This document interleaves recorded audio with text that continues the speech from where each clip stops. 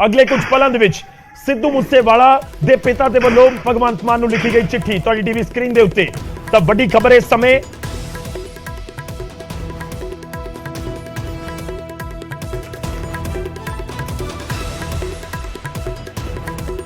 ਤਾਂ सिद्धू मूसेवाला ਦੇ ਪਿਤਾ ਦੇ ਵੱਲੋਂ ਸੁਰੱਖਿਆ ਵਾਪਸ ਲੈਣ ਵਾਲਿਆਂ ਦੀ ਜਵਾਬਦੇਹੀ ਤੈਅ ਕਰਨ ਦੀ ਮੰਗ ਕੀਤੀ ਗਈ ਹੈ। ਕੁਝ ਹੀ ਪਲਾਂ ਦੇ ਵਿੱਚ ਐਕਸਕਲੂਸਿਵ ਹੱਥ ਦੇ ਨਾਲ ਲਿਖੀ ਗਈ ਉਹ ਚਿੱਠੀ ਹੈ ਜਿਹੜੀ सिद्धू मूसेवाला ਦੇ ਪਿਤਾ ਦੇ ਵੱਲੋਂ ਲਿਖੀ ਗਈ ਹੈ। ਉਹ ਕੁਝ ਹੀ ਪਲਾਂ ਦੇ ਵਿੱਚ ਤੁਹਾਡੀ ਟੀਵੀ ਸਕਰੀਨ ਦੇ ਉੱਤੇ ਹੋਏਗੀ और मूसेवाला ਦੇ ਪਿਤਾ ਨੇ ਮੁੱਖ ਮੰਤਰੀ ਤੋਂ ਮੰਗ ਕੀਤੀ ਹੈ। मैं पढ़ के सुनाऊंगा ਤੁਹਾਨੂੰ ਕੁਝ ਹੀ ਪਲਾਂ ਦੇ ਵਿੱਚ, ਜਿਸ ਦੇ ਵਿੱਚ ਉਹ ਲਿਖਦੇ ਨੇ, ਸ਼੍ਰੀਮਾਨ ਮੁੱਖ ਮੰਤਰੀ ਜੀ, ਵਿਸ਼ਾ ਮੈਨੂੰ ਮੇਰੇ ਪੁੱਤਰ ਸ਼ੁਭਦੀਪ ਦੀ ਮੌਤ ਦਾ ਇਨਸਾਫ ਦਿੱਤਾ ਜਾਵੇ। ਸ਼ੁਭਦੀਪ ਸਿੰਘ ਗਿੱਲ ਉਹਨਾਂ ਦੀ ਮੌਤ ਦਾ ਇਨਸਾਫ ਦਿੱਤਾ ਜਾਵੇ। ਪਿਤਾ ਮੰਗ ਕਰ ਰਿਹਾ ਹੈ ਪੰਜਾਬ ਦੇ ਮੁੱਖ ਮੰਤਰੀ ਤੋਂ। ਸਿੱਧੂ ਮੂਸੇਵਾਲਾ ਦੇ ਪਿਤਾ ਮੰਗ ਕਰ ਰਹੇ ਨੇ ਕਿ ਇਨਸਾਫ ਦਿਵੋ।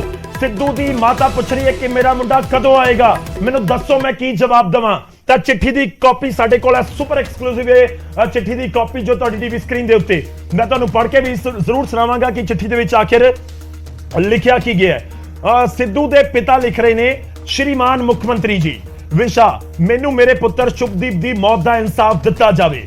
ਚਿੱਠੀ ਦੇ ਵਿੱਚ ਲਿਖਦੇ ਨੇ, ਸ਼੍ਰੀਮਾਨ ਜੀ, ਤੁਹਾਡੀ ਸਰਕਾਰ ਦੀਆਂ ਨਾਕਾਮੀਆਂ ਕਰਕੇ ਮੇਰਾ ਪੁੱਤਰ ਸ਼ੁਭਦੀਪ ਸਿੰਘ ਸਾਡੇ ਤੋਂ ਹਮੇਸ਼ਾ ਲਈ ਚਲਾ ਗਿਆ।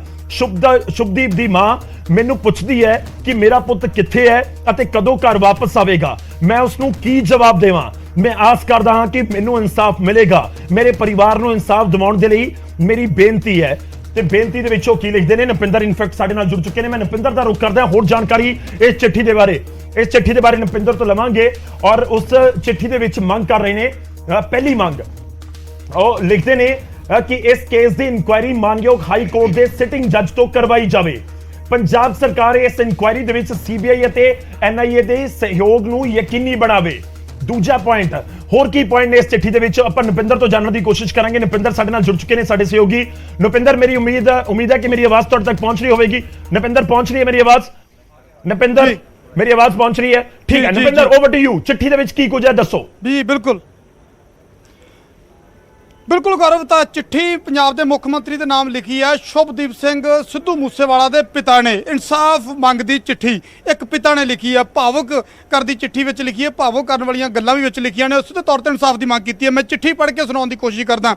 ਸ਼੍ਰੀਮਾਨ ਮੁੱਖ ਮੰਤਰੀ ਜੀ, ਮੈਨੂੰ ਮੇਰੇ ਪੁੱਤਰ ਸ਼ੁਭਦੀਪ ਦੀ ਮੌਤ ਦਾ ਇਨਸਾਫ ਦਿੱਤਾ ਜਾਵੇ। ਸ਼੍ਰੀਮਾਨ ਜੀ, ਤੁਹਾਡੀ ਸਰਕਾਰ ਦੀਆਂ ਨਾਕਾਮੀਆਂ ਕਰਕੇ ਮੇਰਾ ਪੁੱਤਰ ਸ਼ੁਭਦੀਪ ਸਿੰਘ ਸਾਡੇ ਤੋਂ ਹਮੇਸ਼ਾ ਲਈ ਚਲਾ ਗਿਆ। ਸ਼ੁਭਦੀਪ ਦੀ ਮਾਂ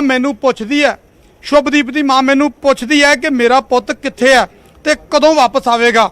ਮੈਂ ਉਸ ਨੂੰ ਕੀ ਜਵਾਬ ਦੇਵਾਂ। ਇਹ ਇੱਕ ਪਿਤਾ ਦੇ ਲਫ਼ਜ਼ ਨੇ ਆਪਣੇ ਪੁੱਤ ਦੀ ਮੌਤ ਦੇ ਇਨਸਾਫ ਦੇ ਲਈ ਸੂਬੇ ਦੇ ਮੁੱਖ ਮੰਤਰੀ ਨੂੰ ਲਿਖੀ ਚਿੱਠੀ ਦੇ ਵਿੱਚ ਦਰਜ।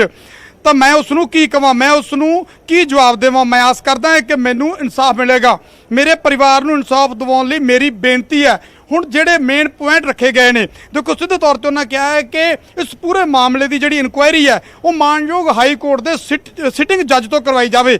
ਪੰਜਾਬ ਸਰਕਾਰ ਇਸ ਮਾਮਲੇ ਦੀ ਸੀਬੀਆਈ ਤੇ ਐਨਆਈਏ ਤੋਂ ਜਾਂਚ ਕਰਾਉਣ ਦੇ ਵਿੱਚ ਸਹਿਯੋਗ ਕਰੇ, ਕਿਉਂਕਿ ਰਿਕਮੈਂਡ ਕਰਨੀ ਹੁੰਦੀ ਹੈ ਜਾਂਚ ਸੂਬਾ ਸਰਕਾਰ ਨੇ। ਤਾਂ ਸੂਬਾ ਸਰਕਾਰ ਰਿਕਮੈਂਡ ਕਰੇ ਸੀਬੀਆਈ ਔਰ ਐਨਆਈਏ ਦੀ ਜਾਂਚ ਕਰਵਾਉਣ ਦੇ ਲਈ। ਇਹ ਪਹਿਲੀ ਮੰਗ ਹੈ। ਦੂਜੀ ਮੰਗ ਉਹਨਾਂ ਨੇ ਕਿਹਾ ਹੈ ਕਿ ਉਹਨਾਂ ਅਫਸਰਾਂ ਦੀ ਜਵਾਬਦੇਹੀ ਤੈਅ ਕੀਤੀ ਜਾਵੇ ਜਿਨ੍ਹਾਂ ਨੇ ਮੇਰੇ ਪੁੱਤ ਦੀ ਸਿਕਿਉਰਿਟੀ ਦੀ ਸਮੀਖਿਆ ਕੀਤੀ ਤੇ ਸਿਕਿਉਰਿਟੀ ਵਾਪਸ ਲੈਣ ਦੇ ਆਰਡਰਾਂ ਨੂੰ ਜਨਤਕ ਕੀਤਾ। ਸਵੇਰ ਤੋਂ ਇਹ ਮੁੱਦਾ ਬੜਾ ਭਖਿਆ ਹੋਇਆ ਕਿ ਕਿਵੇਂ ਉਹ ਆਰਡਰ ਲੀਕ ਹੋਏ।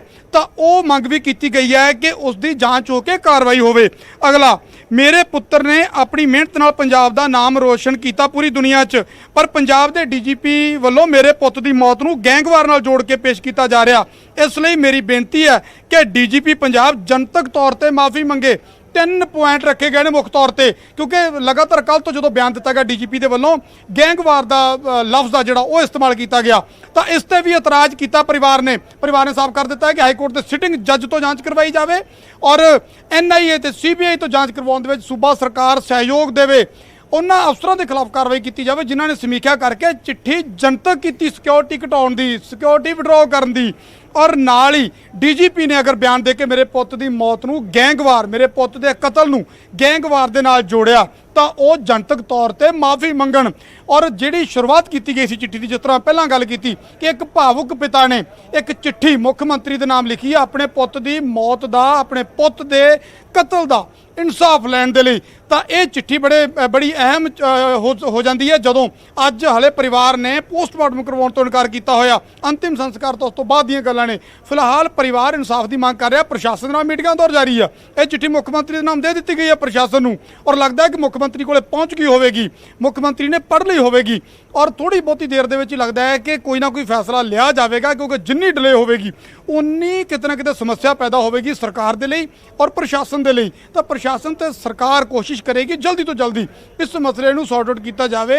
ਪਰਿਵਾਰ ਦੀ ਮੰਗ ਨੂੰ ਹੁਣ ਕਿਸ ਹੱਦ ਤੱਕ ਮੰਨਦੇ ਨੇ, ਕਿਸ ਪੱਧਰ ਤੇ ਮੰਨੀ ਜਾਂਦੀ ਹੈ ਮੰਗ, ਤਾਂ ਕਿ ਜਿਹੜਾ ਪੋਸਟਮਾਰਟਮ ਕਰਵਾਇਆ ਜਾ ਸਕੇ ਮੂਸੇਵਾਲੇ ਦਾ ਔਰ ਉਸ ਤੋਂ ਬਾਅਦ ਉਸਦਾ ਅੰਤਿਮ ਸੰਸਕਾਰ ਜਿਹੜਾ ਹੈਗਾ ਕਰਵਾਇਆ ਜਾ ਸਕੇ। ਇਹ ਪਹਿਲੀ ਵੱਡੀ ਚੁਣੌਤੀ ਹੈ ਪ੍ਰਸ਼ਾਸਨ ਦੇ ਲਈ ਔਰ ਸਰਕਾਰ ਦੇ ਲਈ। ਦੂਜੀ ਕਿ ਜਿਹੜੇ ਇਸ ਕਤਲ ਦੀ, ਦੇਖੋ ਜੇ ਸੀਬੀਆਈ ਔਰ ਐਨਆਈਏ ਕੋਲੇ ਮਾਮਲਾ ਚਲਾ ਜਾਂਦਾ ਤਾਂ ਕਿਤੇ ਨਾ ਕਿਤੇ ਸਰਕਾਰ ਕਹੇਗੀ ਕਿ ਹੁਣ ਜਾਂਚ ਉਧਰ ਜਾਰੀ ਹੈ, ਪਰ ਕੀ, ਕਿਉਂਕਿ ਉਸ ਤੋਂ ਪਹਿਲਾਂ ਵੀ ਕਾਰਵਾਈ ਜਿਹੜੀ ਚੱਲ ਰਹੀ ਹੈ, ਲਗਾਤਾਰ ਪੂਰੀ ਰਾਤ ਟੀਮਾਂ ਲੱਗੀਆਂ ਰਹੀਆਂ ਨੇ, ਕਈ ਲੋਕਾਂ ਨੂੰ ਹਿਰਾਸਤ ਦੇ ਵਿੱਚ ਲਿਆ ਗਿਆ, ਗੱਡੀਆਂ ਰਿਕਵਰ ਕਰ ਲਈਆਂ ਗਈਆਂ ਨੇ ਜਿਹੜੀਆਂ ਗੱਡੀਆਂ ਤੇ ਹਮਲਾਵਰ ਆਏ ਸੀ, ਹਾਲਾਂਕਿ ਉਹ ਗੱਡੀਆਂ ਛੱਡ ਕੇ ਫਰਾਰ ਵੀ ਹੋਏ।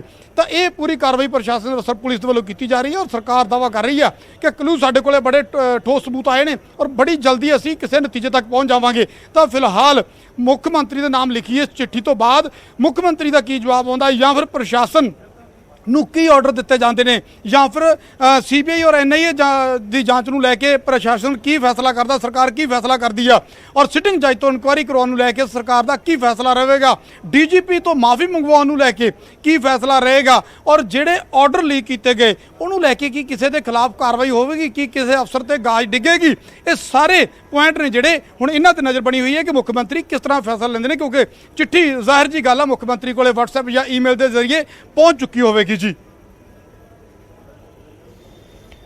ਤਾਂ ਚਿੱਠੀ ਦਾ ਜ਼ਿਕਰ ਹੋ ਰਿਹਾ ਕਿ ਪਰਿਵਾਰ ਦੇ ਵੱਲੋਂ ਇਸ ਸਮੇਂ ਮੰਗ ਕੀਤੀ ਜਾ ਰਹੀ ਹੈ ਔਰ ਇਹ ਪੂਰੀ ਤਰੀਕੇ ਨਾਲ ਕਹਿ ਸਕਦੇ ਹੋ ਕਿ ਪਰਿਵਾਰ ਦੇ ਵੱਲੋਂ, ਉਹਨਾਂ ਦੇ ਪਿਤਾ ਦੇ ਵੱਲੋਂ ਇੱਕ ਇਮੋਸ਼ਨਲ ਆਪਣੀ ਗੱਲ ਵੀ ਰੱਖੀ ਗਈ ਹੈ ਕਿ ਉਸਦੇ ਮਦਰ ਪੁੱਛ ਰਹੇ ਨੇ, ਮੇਰੀ ਪਤਨੀ ਪੁੱਛ ਰਹੀ ਹੈ ਕਿ ਮੇਰਾ ਮੁੰਡਾ, ਮੇਰਾ ਬੇਟਾ ਕਦੋਂ ਆਏਗਾ, ਮੈਂ ਕੀ ਜਵਾਬ ਦੇਵਾਂ। ਤਾਂ ਉਹ ਸੀਐਮ ਨੂੰ ਪੁੱਛ ਰਹੇ ਨੇ ਕਿ ਤੁਸੀਂ ਦੱਸੋ ਮੈਂ ਇਸ ਨੂੰ ਕੀ ਜਵਾਬ ਦੇਵਾਂ। ਖੈਰ ਪਰਿਵਾਰ ਦੇ ਸਾਹਮਣੇ ਬਹੁਤ ਮੁਸ਼ਕਿਲ ਦੀ ਘੜੀ ਹੈ, ਬਹੁਤ ਔਖਾ ਸਮਾਂ ਜ਼ਰੂਰ ਹੈਗਾ ਹੈ ਕਿ ਆਖਿਰ ਕਿਸ ਤਰੀਕੇ ਦੇ ਨਾਲ ਤਾਂ ਇਹ ਪਰਿਵਾਰ ਦੇ ਵੱਲੋਂ ਜੋ ਇਹ ਚਿੱਠੀ ਪ੍ਰਸ਼ਾਸਨ ਨੂੰ ਸੌਂਪੀ ਗਈ ਹੈ। ਪ੍ਰਸ਼ਾਸਨ ਲਗਾਤਾਰ ਗੱਲਬਾਤ ਕਰ ਰਿਹਾ ਸੀ ਪਰਿਵਾਰ ਦੇ ਨਾਲ ਪੋਸਟਮਾਰਟਮ ਕਰਵਾਉਣ ਦੇ ਲਈ, ਲੇਕਿਨ ਉਸ ਦੇ ਵਿਚਾਲੇ ਇਹ ਚਿੱਠੀ ਸੌਂਪੀ ਗਈ ਹੈ ਪ੍ਰਸ਼ਾਸਨ ਨੂੰ। ਇਹ ਉਹੀ ਚਿੱਠੀ ਹੈ ਜੋ ਮੂਸੇਵਾਲਾ ਦੇ ਪਿਤਾ ਦੇ ਵੱਲੋਂ ਮੁੱਖ ਮੰਤਰੀ ਨੂੰ ਲਿਖੀ ਗਈ ਹੈ। ਸਿੱਧਾ ਉਹਨਾਂ ਨੇ ਕਿਹਾ ਹੈ ਕਿ ਡੀਜੀਪੀ ਮਾਫੀ ਮੰਗਣ, ਗੈਂਗਵਾਰ ਦੇ ਨਾਲ ਮੇਰੇ ਪੁੱਤਰ ਦਾ ਕਤਲ ਜੋੜਿਆ ਗਿਆ ਹੈ, ਇਸ ਦੇ ਲਈ ਡੀਜੀਪੀ ਮਾਫੀ ਮੰਗਣ, ਤੇ ਨਾਲ ਹੀ ਉਹਨਾਂ ਨੇ ਕਿਹਾ ਹੈ ਕਿ ਸੀਬੀਆਈ ਜਾਂ ਐਨਆਈਏ ਤੋਂ ਜਾਂਚ ਕਰਵਾਈ ਜਾਏ, ਹਾਈ ਕੋਰਟ ਦੇ ਸਿਟਿੰਗ ਜੱਜ ਤੋਂ ਇਸ ਪੂਰੇ ਮਾਮਲੇ ਦੀ ਜਾਂਚ ਕਰਵਾਈ ਜਾਏ। ਗੌਰਵ, ਬਹੁਤ ਭਾਵੁਕ ਚਿੱਠੀ ਹੈ, ਖਾਸ ਕਰਕੇ ਜਿਵੇਂ ਤੁਸੀਂ ਵੀ ਜ਼ਿਕਰ ਕਰ ਰਹੇ ਸੀ ਕਿ ਕੱਲ ਅਸੀਂ ਤਸਵੀਰਾਂ ਵੀ ਦੇਖੀਆਂ ਕਿ ਉਸ ਮਾਂ ਦਾ ਕੀ ਹਾਲ ਹੈ ਇਸ ਵੇਲੇ ਕਿ ਜਿਸ ਦਾ 28 ਸਾਲ ਦਾ ਭਰਜਵਾਨ ਗੱਭਰੂ ਤੁਰ ਗਿਆ ਹੈ।